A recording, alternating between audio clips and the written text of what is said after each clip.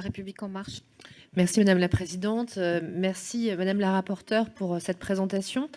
Le 5 septembre dernier, 2018, nous votions la liberté de choisir son avenir professionnel, texte qui réaffirmait notre volonté de soutenir la démarche d'inclusion dans le milieu ordinaire. Néanmoins, évidemment, nous avons aussi réaffirmé, le gouvernement a signé une convention avec les entreprises adaptées fin d'année 2018. Est-ce que suite à ces échéances et suite également aux rencontres entre les membres de la Conférence nationale du handicap et leur comité, vous avez pu échanger avec eux sur leur approche et sur le démarrage des pistes sur lesquelles ils peuvent travailler? Quelles pistes vous avez sur le maintien dans l'emploi? Est-ce que vous avez identifié des expérimentations ou des approches qui vous paraissent pouvoir susciter chez nous des travaux? Et avez-vous envisagé les accompagnements dans l'emploi tel qu'il est prochainement introduit par la législation luxembourgeoise? Est-ce qu'effectivement, du coup, vous avez certaines de ces pistes à l'esprit qui peuvent venir enrichir nos travaux parlementaires? Je vous remercie. Madame Lecoq, vous m'avez interrogée, et Madame Grandjean aussi également, sur la question du maintien dans l'emploi.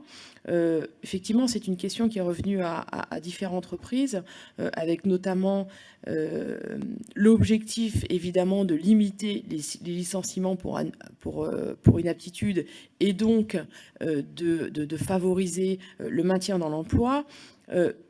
Un objectif qui me paraît encore plus souhaitable, c'est évidemment la prévention bien en amont et finalement l'environnement de travail avec la question des risques psychosociaux et plus largement des risques professionnels pour éviter que cette question se pose.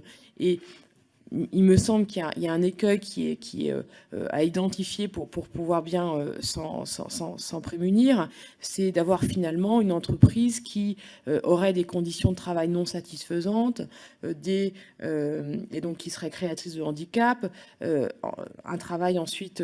Alors effectivement, il vaut mieux dans ces cas-là travailler sur le maintien dans l'emploi plutôt que, comme le faisait remarquer Monsieur Dharréville, plutôt que le licenciement pour une aptitude. Mais je crois qu'on ne peut pas se satisfaire de conditions de travail qui soient créatrices de handicap ou de maladies professionnelles.